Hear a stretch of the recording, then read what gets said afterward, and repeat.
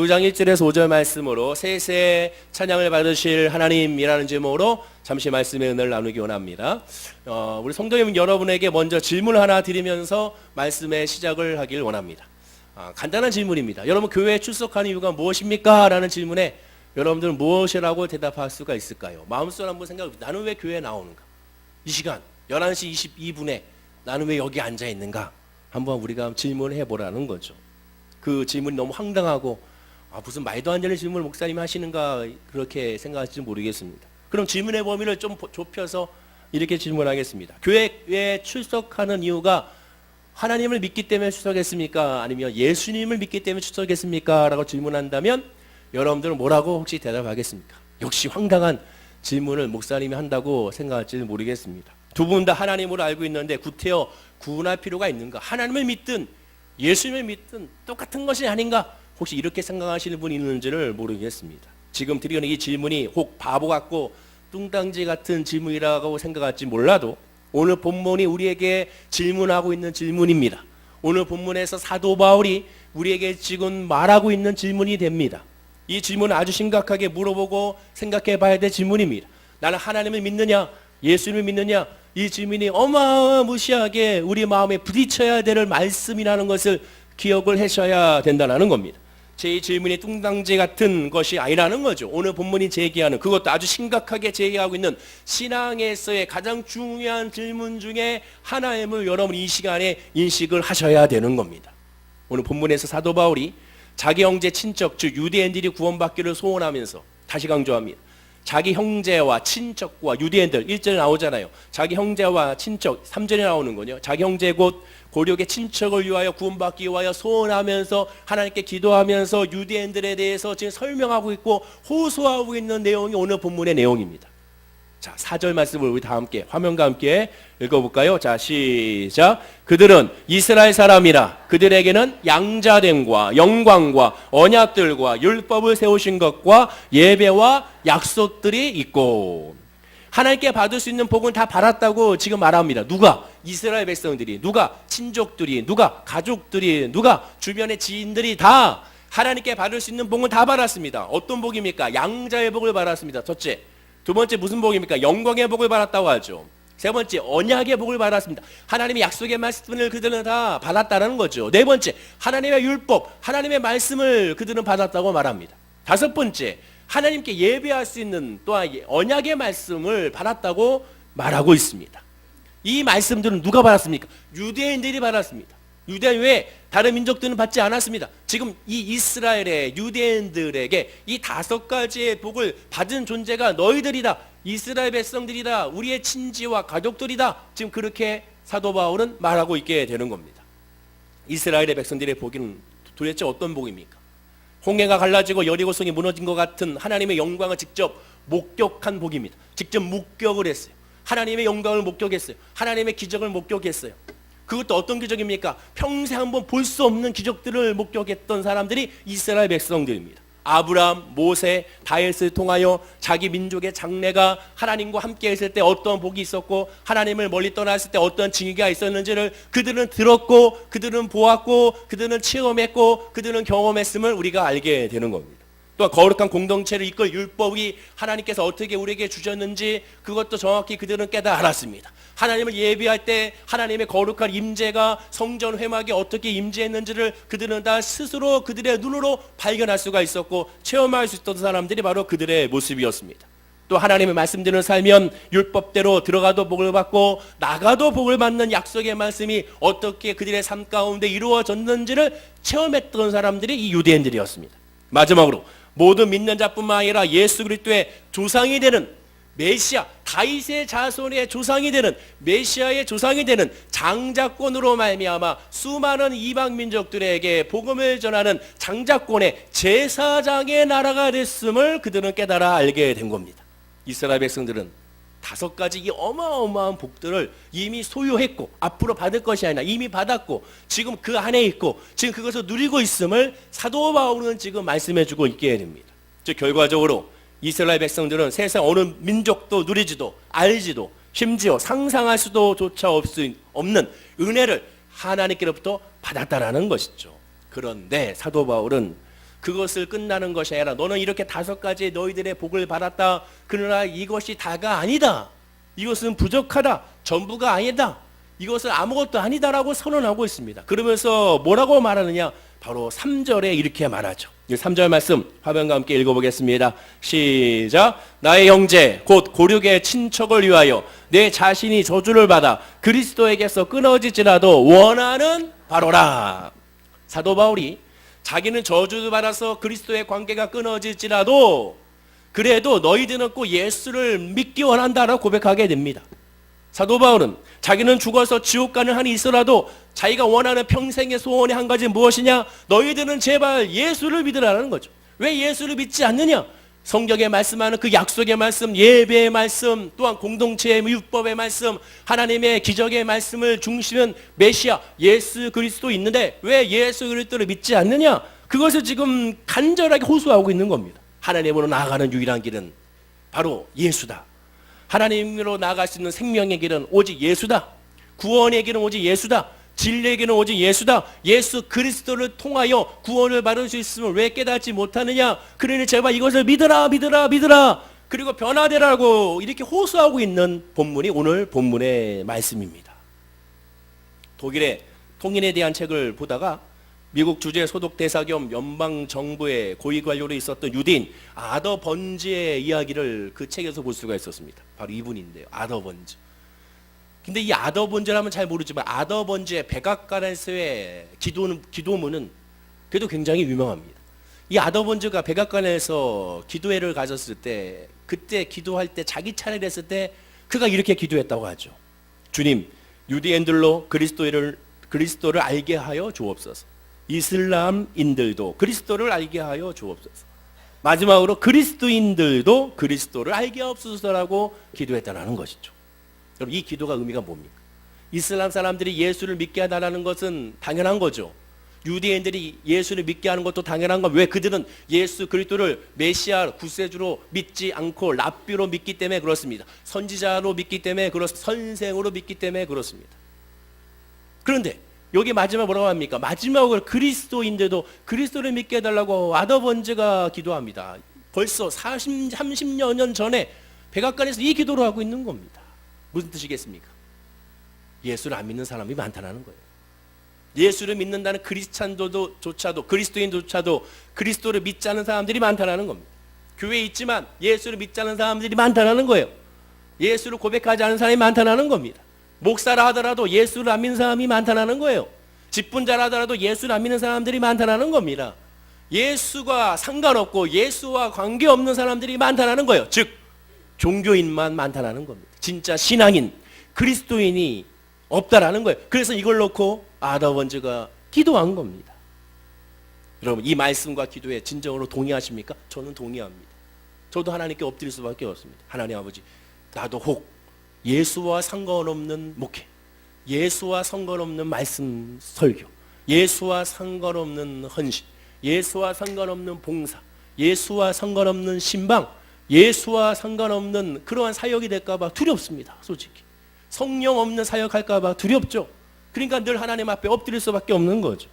지금 본문의 사도 바울의 고백이 바로 이 아더 번즈와 기도와 같습니다. 똑같은 그런 마음입니다. 그런데 이 말씀에 대해 우리가 정말 신령과 진정으로 동의하고 있는지 살펴봐야 돼요. 어떻게 할 수 있을까요? 한 가지 제가 테스트 질문을 드려보겠습니다. 그 테스트 질문에 정말 정적으로 내 마음이 부딪히고 맞는다면 정말 예수 그리스도로 정말 예수를 나의 구주로 예수 중심의 삶으로 살고 있음을 알 수가 있는 하나의 그러한 바로미터가 되는 겁니다. 그럼 뭘까요? 아주 간단합니다. 예수를 알지 못하는 주변의 사람들이 있습니다. 여러분의 가족이 있습니다. 친척이 있습니다. 형제가 있습니다. 그런데 내가 죽어 지옥에 가는 한이 있더라도 제발 저 사람이 예수를 믿기를 바라는 애끓는 심정이 있는지를 묻고 있는 겁니다. 어떻습니까?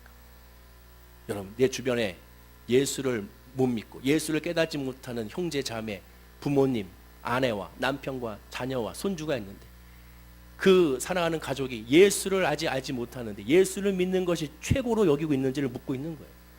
다른 건 다 응답되지 않아도 물질의 축복이 없어도 사업의 축복이 없어도 직장에 문이 열리지 않아도 예수만 잘 믿는다면 행복합니까? 정말 그런 고백이 나오는가요? 그 고백이 나와야 되는 겁니다.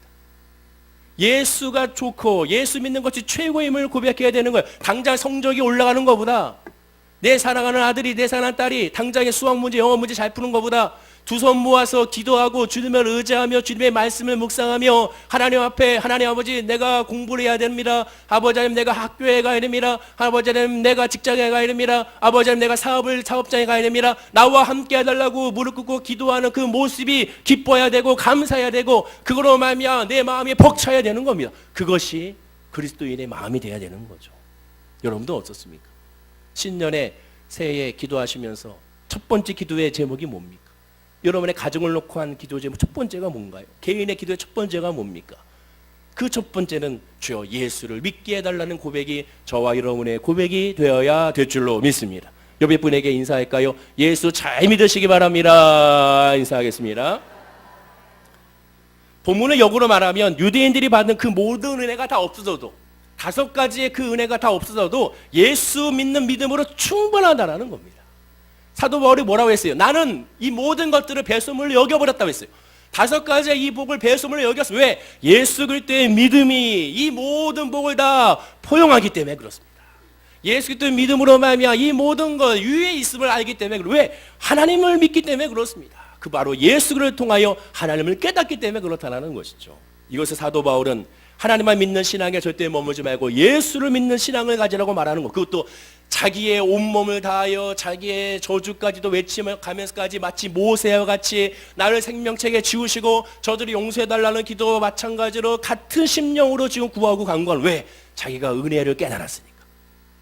율법에서 완전한 자라고 고백했던 그가, 유대인 중에 유대인이라고 고백했던 그가, 바리새인 중에 바리새인이라고 고백했던 그가 율법으로는 흠을 잡을 수 없을 거라고 담대하게 고백하고, 정말로 주변에 어느 누구도 사도 바울을 향하여 너는 무슨 율법에 흠이 없다 하느냐고 그것을 지적할 수 없을 정도로 완벽했던 그가 그 모든 것들을 버리고 나는 예수로 충분하다고 고백하고 있음을 우리가 기울여야 됩니다.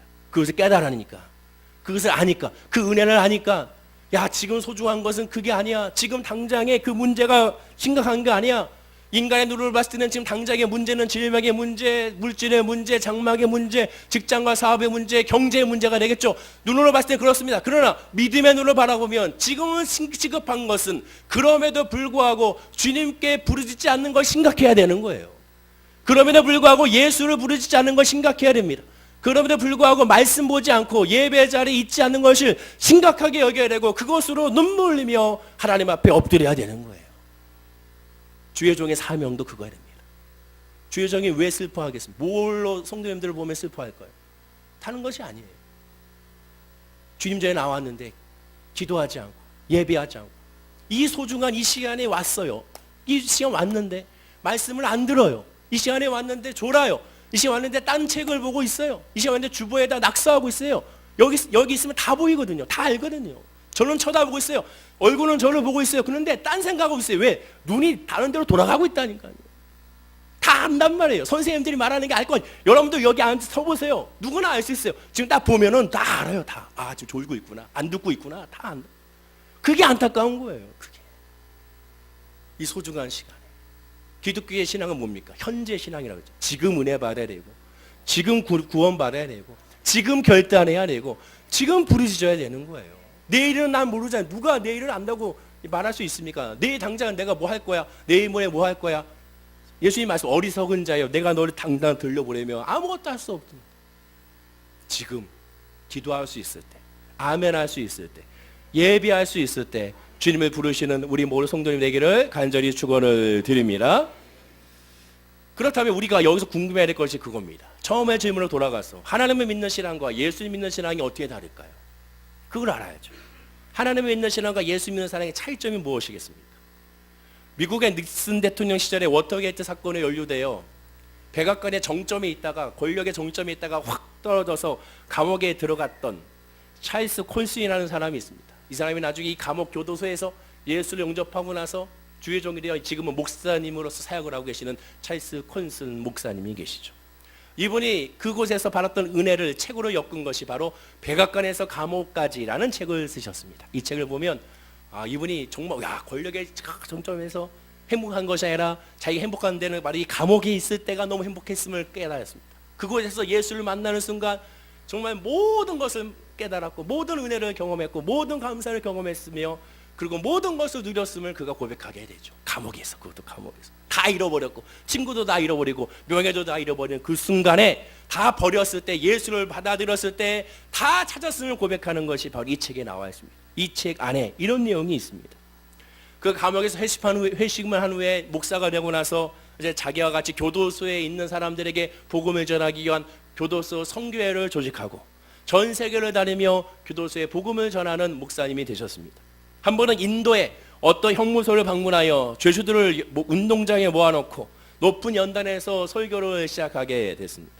근데 보통의 경우 죄수들은 복음을 거부하고 험상궂은 표정으로 듣는데 그것을 죄수들은 그런 모습이 없었다는 거죠. 보통 죄수들은 막 문신 입고 등치 좋아가지고 막 욕을 하면서 침 뱉으면서 빨리 끝나길 바라는 그런 식인데 그들의 모습은 전혀 그런 모습이 없었다는 겁니다. 오히려 공부에 질려 있고 비굴할 정도로 순순히 복종을 하며 말씀을 경청하는 데 집중하고 있었다는 거죠.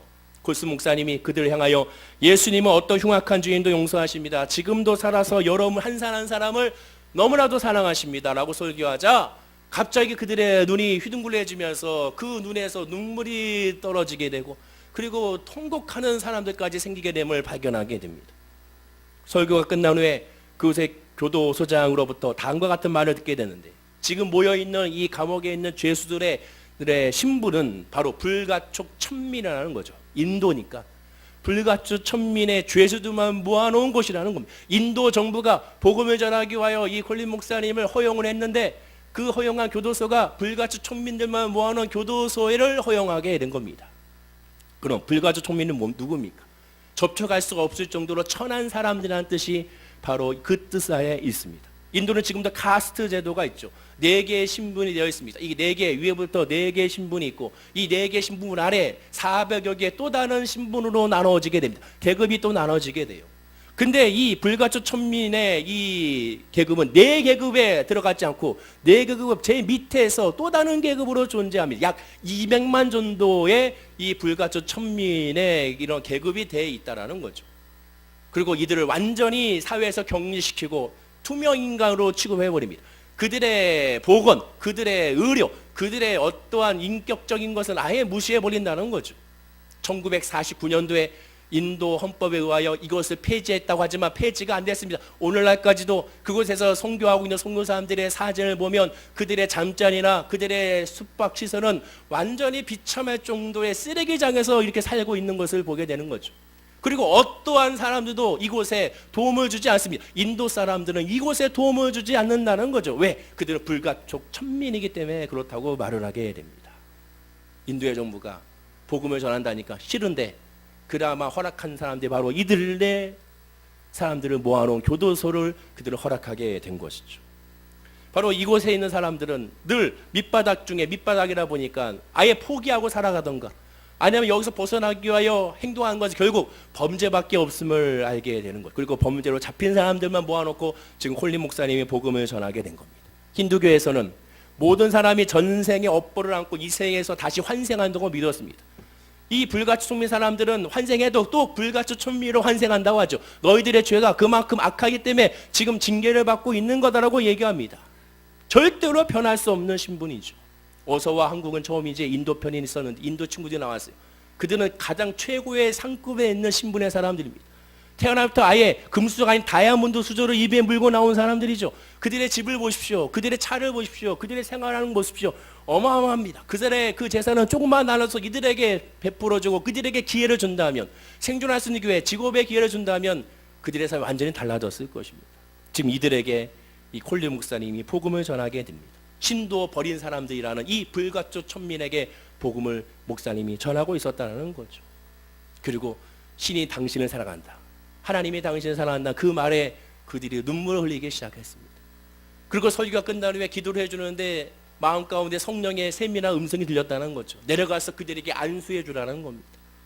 그리고 내려가서 그들을 안수해 줍니다. 교도소장과 거기는 간부들이 말렸습니다. 왜? 그들은 그들의 눈에 봤을 때 불가촉 천민이기 때문에 그렇죠. 접촉할 수 없는 사람들이기 때문에 그렇습니다. 그들에게 이 백인이 가서 안수해 주자 그들이 더 깜짝 놀랐습니다. 아무도 우리에게 다가와서 손 내밀어 주지 않는데 그것도 백인이 와서 자기들의 머리 안수해주고 끌어안으면서 자기들 위해서 기도해주자 그들은 더 그 기도 가운데 통해 자복하게 되고 예수님을 영접하게 된 것이고 그 예배를 통하여 하나님의 은혜 가운데 이제 구원의 역사가 이루어진 것을 발견하게 된 겁니다. 구약 성경의 율법에는 시체는 부정하니 절대 만지지 말라는 규정이 있습니다. 이를테면 지금 이 죄수들은 나면서부터 시체로 살아왔다는 것이죠. 시체들끼리 교제하던 자들이 평생 처음으로 따뜻한 외부 사람의 손길을 그들을 받게 된 것입니다. 그러니 눈물일 수밖에 없었던 것이죠. 바로 사실 이야기가 우리의 이야기죠.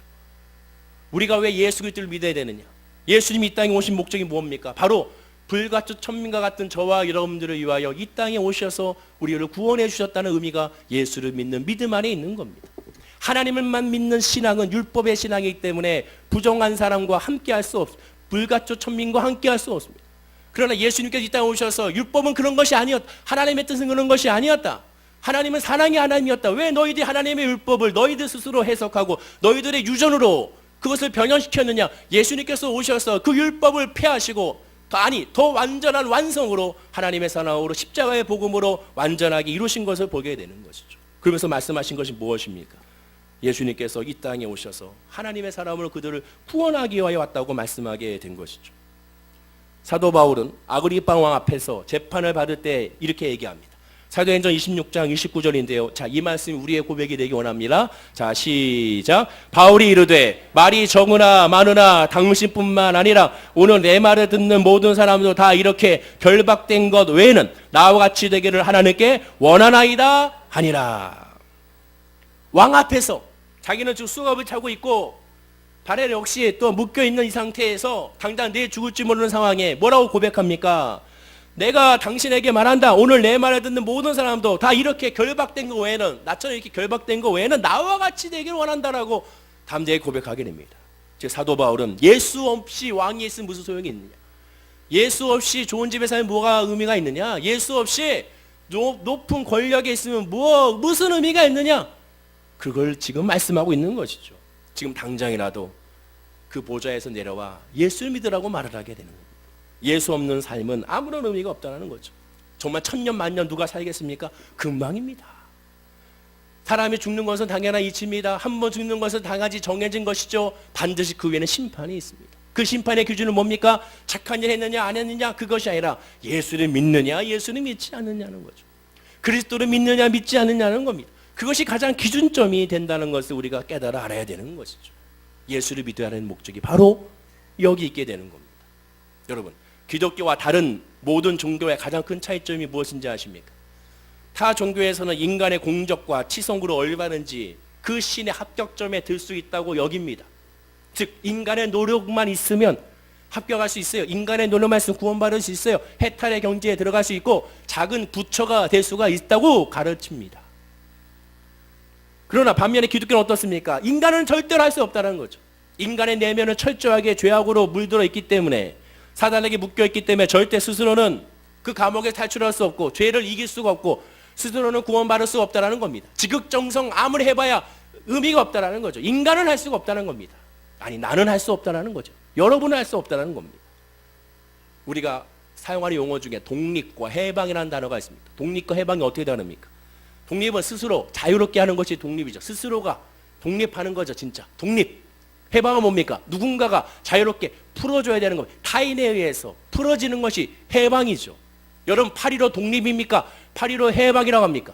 8.15 해방이라고 하죠. 왜? 우리가 스스로 힘에 의해서 우리가 해방된 것이 아니죠. 우리가 독립된 것이 아니죠. 바로 타인에 의해서 제3국에 의하여 그들의 힘에 의하여 일본이 패망하고 그로 말미암아 우리가 말 그대로 정말로 해방된 겁니다. 그래서 8.15 해방이라고 하는 것이죠. 독립이라고 말하지 않습니다. 예수 그리스도를 믿는 구원이 바로 이와 같습니다. 우리 스스로 할 수 없습니다.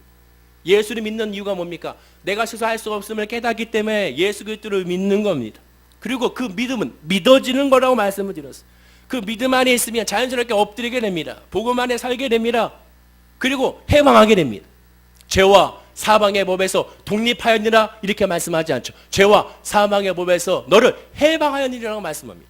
로마서 8장 1절과 2절입니다. 우리 다 함께 읽어보겠습니다. 시작. 그러므로 이제 그리스도 예수 안에 있는 자에게는 결코 정죄함이 없나니 이는 그리스도 예수 안에 있는 생명의 성령의 법이 죄와 사망의 법에서 너를 해방하였습니다. 해방하였다는 거죠. 내 힘과 내 능력으로 되면 자기 의가 드러납니다. 자기 의가 드러나면 결국 뭐만 남습니까? 자기의 목적만 남게 되는 겁니다. 그냥 누군가에 의해서 해방시켜주면 자기 의가 없습니다. 자기를 드러낼 수가 없습니다. 결국 나를 구원해 준 그분을 의지하게 되고 그분을 높이게 되는 것이고 그분을 따라가게 되는 것입니다. 이것이 바로 구원이라는 것이죠. 내가 한 것이 아니기에. 그러므로 기독교는 그런 사실을 너무나 잘 알기, 하나님께서 세상에서 칭찬받는 의인들을 부르신 것이 아니라 그래서 죄인들을 부르러 오셨다고 말하는 겁니다. 마태복음 9장 12절입니다. 우리 다 함께 읽어볼까요? 마태복음 9장 12절 말씀 제가 읽어드리겠습니다. 예수께서 들으시고 이르시되 건강한 자에게는 의사가 쓸데없고 병든 자라야 쓸데있느니라 라고 말씀하게 되죠. 예수님이 이 땅에 오신 목적은 의인이 아닙니다. 병든 자. 병든 자가 어떤 사람이에요? 나는 부족하고 나는 연약하고 나는 나약하고 나는 실수투성이고 나는 늘 할 수 없다고 고백하는 사람입니다. 교회란 어떤 것입니까? 실수투성의 사람들이 모이는 거예요. 죄인들이 모이는 거죠. 완벽한 사람이 있을 수 없습니다, 여러분. 완벽한 목사 있을 수 없어요. 완벽한 장로 없어요. 완벽한 권사, 구역장 있을 수 없습니다. 완벽한 교회를 찾는다고 하시는 분들이 있습니다. 그 완벽한 교회를 찾으러 다녀본다고 칩시다. 그 완벽한 교회를 찾았다고 해요.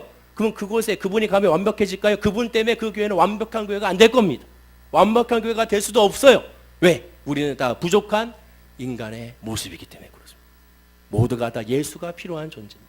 실수투성이, 부족함투성이, 욕심투성이, 정죄의 투성이가 우리입니다. 그래서 예수 그리스도의 십자가 은혜의 그 줄기가 아니면 십자가를 붙들지 않으면 살아날 수 없는 사람들이 모이는 것이 우리 월계 순복음교회 공동체가 되어야 되는 겁니다. 그러면 서로 뭐 해야 되겠습니까? 서로 감싸주고 위로해주고 격려해주고 기도해줘야 되는 것이죠.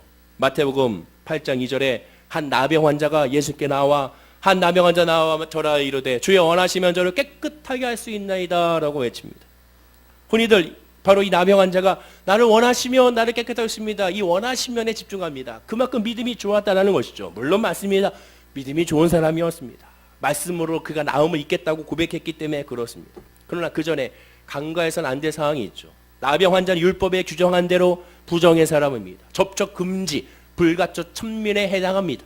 그들의 사회, 유대의 사회 투명 인간이었죠. 가정과 사회와 예배와 회당에 들어갈 수 없는 성전세도 낼 수 없는 사람이 나병 환자들이었습니다. 그런데 그런 나병 환자를 예수님께서 어떻게 대했습니까? 그냥 말씀으로 치유한 것이 아니라 많은 사람들 앞에서 마태복음 8장 3절에 이렇게 말씀하셨습니다. 우리 다 함께 읽어볼까요? 시작. 손을 내밀어 그에게 대시며 이르시되. 손을 대시며 그에게 치료해 주셨습니다. 왜 손을 댔을까요? 아무도 건들지 않는 그를 예수님이 건드신 이유가 뭡니까? 예수님은 이를 위하여 이 땅에 오셨기 때문에 그렇습니다. 아니다. 예수를 부르짖고 예수께 온 자는 예수님께서 이제 합력하여 선을 이루셔서 하나님의 자녀가 되었음을 선포하는 겁니다. 구원받았음을 선포하는 거예요. 육신의 질병만 치료받고 끝나는 것이 아니라 영적인 부분에서 완전한 치유를 이루시기 위하여 그의 손을 대시고 고름 있는 그의 얼굴을 대시고 그의 피부에 손을 대시면서 그를 안아주시면서 그를 치료하시는 완전한 치유를 우리는 발견할 수가 있게 되는 겁니다. 예수 그리스도 믿는 믿음은 이런 완전한 치료가 돼야 한다는 거죠. 그리고 그 질병은 너의 문제가 아니라 하나님의 영광이라고 하나님 말씀하고 있습니다. 무슨 영광입니까? 요한복음 10장 1절에 예수께서 이 말씀을 하시고 눈을 들어 하늘을 울러 이르시되 아버지여 때가 이르렀사오니 아들을 영화롭게 하사 아들로 아버지를 영화롭게 하여 주옵소서. 즉 이 일을 행하시는 모습, 죄인을 구원하는 모습, 회복하는 모습이 하나님께 영광이 된다는 겁니다. 왜? 하나님의 자녀로 돌아왔기 때문에 그런 거죠. 정말로 예수를 믿었기 때문에 그런 겁니다. 예수님의 보혈의 공로를 확신하는 사람은 더 이상 불가투 천민과 부정한 사람이 아닙니다. 하나님의 사랑을 절대 끊이지 아니하는 하나님의 사람에 대해서 있음을 알게 되는 거죠. 예수를 믿는 목적이 무엇입니까? 이것을 깨닫기 위하여 예수를 믿는 겁니다. 예수를 믿음으로 말미암아 무엇을 먹을까, 무엇을 마실까, 무엇을 입을까 해결되는 목적이 아닙니다. 그것을 세상 종교 사람도 다 할 수 있는 겁니다. 세상 종교가 없는 것이 뭡니까? 진리죠. 그것은 진리가 아니지 않습니까? 진리가 뭡니까? 바로 이러한 문제가 해결되는 겁니다. 구원의 문제가 해결되는 겁니다. 정체성의 문제가 해결되는 겁니다. 영적인 문제가 해결되는 겁니다. 그래서 그 믿음으로 말미암아 한 걸 한 걸음 주님과 동행하는 것, 이것이 바로 예수 그리스도 믿는 사람의 모습입니다. 예수의 품 안에서는 죄인, 세리, 창녀, 고아, 과부, 나병 환자, 안전뱅이, 소견, 귀신 들린 자들 구별이 전혀 없습니다. 생각해 보세요. 귀신 들린 자가 소경에게 야, 왜 너는 소경이야? 말할 수 있나요? 소경이 왜 너는 나병 걸렸어? 왜 이런 부정한 놈? 이렇게 말할 수 있을까요? 세리가 창녀에게 왜 너는 이렇게 부정한 일을 하느냐고 말할 수 있나요? 어느 누구도 말할 수 없습니다. 왜? 서로가 똑같은 죄인이기 때문에. 교회도 마찬가지입니다. 예수 안에 있는 자의 특징이 뭡니까? 말할 수 없습니다. 내 마음 가운데 생각은 들 수 있어요. 그때 뭐합니까? 기도하게 되죠. 누구처럼? 사도 바울처럼 예수님 앞에 기도하게 됩니다. 예수를 믿게 없어서, 예수를 알게 없어서, 예수로 변화시켜 주옵소서. 나부터 변화시켜 주옵소서. 그리고 우리가 변화가 되게 하여 주시고 이 공동체가 변화시켜 달라고 하나님께 기도하고 간구하게 되는 겁니다. 예수님께서 원하시는 건 뭡니까? 예수님의 사랑에 필요하지 않은 사람이 단 한 사람도 없고, 예수님이 깨끗함을 주기 원하지 않는 사람도 단 한 사람도 없기 때문에 예수님께로 다가가 예수님 믿게 하는 것이 주님이 원하시는 첫째요 마지막임을 우리가 기억해야 되는 겁니다. 그럼 어떻게 믿게 됩니까? 수고하고 무거운 짐을 주님께 가져오면 되는 겁니다. 엎드리면 되는 겁니다. 맡기면 되는 겁니다. 부르짖으면 됩니다. 기도하면 됩니다. 여러분의 하나님 앞에 부르짖으면 되는 거예요. 믿음이 없습니까? 나 믿음이 없다고 부르짖으세요. 2019년도에 지난주부터 계속 말씀드리고 앞으로 한 달 내내 계속 말씀을 드리는 똑같은 말이지만 계속 얘기할 겁니다. 부르짖으시기 바랍니다. 하나님 아버지, 나 믿음이 없어요. 나 예수를 알지 못하겠습니다. 그러나 이제 믿음을 주세요. 그 믿음이라는 것이 뭔지를 알게 해주세요. 그리고 그 믿음으로 그 부족함이 뭔지를 알게 해주세요. 그 은혜가 뭔지를 나에게 알게 하여 주시고, 나뿐만 아니라 내 가족이 알게 하시고 우리 교회가 알게 해달라고 기도하는 저와 여러분들이 되어야 될 줄로 믿습니다. 여러분에게 이렇게 축복하겠습니다. 예수 안에서 변화됩니다. 인사하겠습니다. 하나님을 믿는 신앙은 뭡니까? 유대 민족이 왜 실패했습니까? 그것은 하나님을 믿었다는 것은 율법의 의식만 믿었다는 겁니다. 즉 종교의 행사만 의지했다는 거죠. 그 안에는 하나님의 뜻은 외면했습니다. 영적인 뜻은 외면했습니다. 그러면 그 앞에 있는 의식만 남고 행사만 남으면 뭐가 남습니까? 인간의 의만 남죠. 즉 특권 의식만 남게 됩니다. 왜 바리새인과 서기관들이 예수님을 죽이려고 했습니까? 그 이유가 뭡니까? 특권 의식이죠. 너 때문에 내 특권이 사라졌어. 너 때문에 내 예배권이 사라졌어. 나의 장자권이 사라졌어. 이 예배는 내 중심으로 해야 되는데 왜 네가 나타나서 모든 사람들이 다 제사장이라고 얘기하니? 왜 너 예수의 젊은 놈 네가 나타나서 왜 내가 해야 돼? 기도권을 뺏어가, 예배권을 뺏어가, 왜 축복권을 뺏어가? 누구나 다 하나님 앞에 나갈 수 있다고 말도 안 돼. 제사장을 통해 나갈 수 있다고 말씀했지 않느냐? 아니야. 예수님이 그렇게 말하는 건 가짜야. 저 녀석이 나의 모든 특권을 뺏어가는구나. 그래서 예수를 거부하고 예수 죽이려고 한 겁니다. 특권의식. 믿음을 잘 믿으면 뭐가 됩니까? 특권의식이 사라지는 것이 믿음입니다. 복음은 특권의식이 사라져야 돼요. 나 아니면 안 돼. 이게 사라지는 겁니다. 나 아니라도 돼. 하나님이 그런데도 불구하고 나를 사용하신 거에 감사가 넘쳐나야 되는 거예요. 수많은 사람들 가운데 하나님이 나를 사용하시더니 이것이 은혜가 돼야 되는 겁니다. 나보다 더 잘난 사람이 있고, 나보다 더 똑똑한 사람이 있고, 나보다 더 지혜로운 사람이 있는데 불구하고 하나님이 나를 사용하시더니 이것이 은혜가 되고 이것이 감사가 되는 거예요. 저도 마찬가지입니다. 제가 이제 5년째가 됐는데 저보다 더 좋은 사람들이 우리 교회에 올 수도 있었습니다. 후임자로. 그러나 하나님이 저를 택하시고 여러분들 저를 위해 기도해 주신 것이 이것이 은혜가 되는 겁니다. 아, 이것이 은혜구나. 이것이 하나님의 역사고 이것이 하나님의 소망이구나. 늘 이 마음을 잊어버려서는 안 됩니다. 그러니까 어떻게 보면 이 마음이 잊어버리면 특권의식이 발동하게 되는 거예요. 인간의 의가 올라가게 되는 겁니다. 그 남은 건 뭐가 남습니까? 의무감만 남게 되는 거예요. 그리고 거기에 따른 죄악만 남게 되는 겁니다. 복음 안에 있으면 그저 엎드리게 되는 겁니다. 하나님께 기도 응답받아 세상에서 떵떵거리며 사는 것이 중요한 것이 아니라 오히려 믿음 안에 복음 안에 있으면 하나님께 응답받아서 하나님 앞에 그냥 엎드리게 되고 세상 사람들을 위하여 기도해 주는 사람이 되어야 되고 복의 통로의 역할로서 주님의 영광만 드러내는 사람이 저와 여러분들이 되어야 되는 겁니다. 다시 처음의 질문으로 돌아가 보면 마지막으로 여러분이 물어보니 여러분들은 하나님을 믿는지 예수를 믿는지를 다시 한번 생각해 봐야 됩니다. 내가 정말 예수를 믿는가? 예수님을 믿음으로 인하여 하나님을 믿는 것이 돼야 됩니다. 하나님을 믿으면 예수를 절대로 믿을 수가 없어요. 하나님만 믿으면 예수를 믿을 수가 없어요. 그러나 예수를 믿는 순간 하나님을 믿게 됩니다. 하나님의 은혜를 알게 되는 겁니다. 여러분의 종교적 열성이 어느 정도이든, 도덕적인 품성이 어떠하든, 믿음이 얼마나 뜨겁든, 영성이 어떤 상태인지 간에 하나님의 세상과 사람을, 특별히 성도를 다룬 원칙은 오직 하나입니다. 예수를 믿느냐 믿지 않느냐, 그 믿음 안에서 엎드리냐 엎드리지 않느냐, 그리고 엎드리고 하나님께 맡기느냐 맡기지 않느냐, 맡겼으면 하나님께 이제 모든 걸 드림으로 말미암아 감사하냐 감사하지 않느냐, 이 모든 것이 되면 늘 예배에 소중히 여기고 예배의 중심의 삶을 사느냐 살지 않느냐, 여기서 나눠지게 되는 겁니다. 오직 찬양받으실 하나님은 한 분밖에 없으면 그때야 비로소 마지막에 고백하게 되는 겁니다. 사랑하는 우리 월계 순복교 성도님 여러분, 2019년도 올 한 해 다른 무엇보다 먼저 예수를 잘 믿는 우리 교회가 되기를 간절히 축원을 드립니다. 여러분들도 같이 기도해 줍니다. 우리 저혜연 목사가 예수를 잘 믿는 목사가 되게 하여 주시고, 예배를 사랑하고 소중하는 목사가 되게 하여 주시고, 우리 사랑하는 장로님들이 예배를 소중하고 예수 잘 믿는 장로님 되게 하여 주시고, 우리 권사님들도, 우리 안수 집사님들도, 우리 구역자님들도, 우리 집사님들, 우리 성도님 모두가 다 예수를 잘 믿는 우리 교회가 되게 하여 주시옵소서. 그것이 됐을 때 그것이 은혜고, 그것이 축복이고, 그것이 영적 부흥으로 이루어지게 되는 겁니다. 유배분에게 한 번 더 인사하겠습니다. 예수 잘 믿으시기 바랍니다. 인사하시겠습니다. 마지막으로 한 번 더 인사하겠습니다. 나는 예수 잘 믿겠습니다. 인사하시기 바랍니다. 기도하겠습니다. 아버지 하나님 감사합니다. 오늘 말씀, 이 사도 바울의 이 선포와 이 호소가 나를 향한 믿음의 선포임을 고백하게 됩니다. 사랑하는 모든 성도님들이 2019년도에는 예수 중심으로 예수 잘 믿고 예수 잘 믿음으로 말미암아 주님이 주신 은혜와 평강을 누리는 우리 모든 성도님들이 되게 하여 주시옵소서.